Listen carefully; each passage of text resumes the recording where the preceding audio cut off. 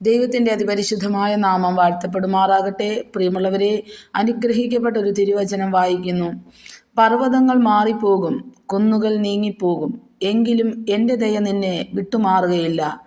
ആമേൻ. പ്രിയമുള്ളവരെ, തിരുവചനത്തിൽ വിശ്വസിച്ച് ആശ്രയിച്ചുകൊണ്ടൊരു നിമിഷം പ്രാർത്ഥിക്കാം. ക്രിസ്തുയേശുവിൽ നമ്മെ അളവ് കൂടാതെ സ്നേഹിക്കുന്ന സ്വർഗീയ നല്ല പിതാവേ, അനുഗ്രഹിക്കപ്പെട്ട നല്ല സമയത്തെ ഓർത്ത് ഞങ്ങൾ നന്ദി പറയുന്നു. ഇതുവരെ നടത്തിയ വിധങ്ങൾക്കായി എത്ര നന്ദി പറഞ്ഞാലും മതി വരികയില്ലപ്പാ. അങ്ങയുടെ വലിയ കരത്തിൻ്റെ കീഴിൽ താണിരുന്നു കൊണ്ട് ദൈവീക സമാധാനം അനുഭവിച്ചുകൊണ്ട് കർത്താവിൻ്റെ സന്നിധിയിൽ താണിരിക്കുമ്പോൾ പർവ്വതങ്ങൾ മാറിപ്പോകും. പ്രശ്നങ്ങളാകുന്ന പർവ്വതങ്ങൾ, പ്രതികൂലമാകുന്ന കുന്നുകൾ എല്ലാം യേശുവിൻ നാമത്തിൽ നീങ്ങിപ്പോകും. അങ്ങിൽ ആശ്രയിക്കുമ്പോൾ അങ്ങയുടെ പൊന്നുകരം അവിടുന്ന് വിടുവിക്കുന്നതാകയാൽ സ്തോത്രം ചെയ്യുന്നു.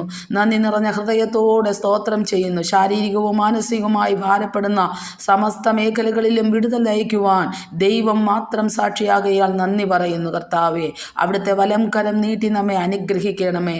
അങ്ങയുടെ ദയ നമ്മെ വിട്ടുമാറുകയില്ലല്ലോ.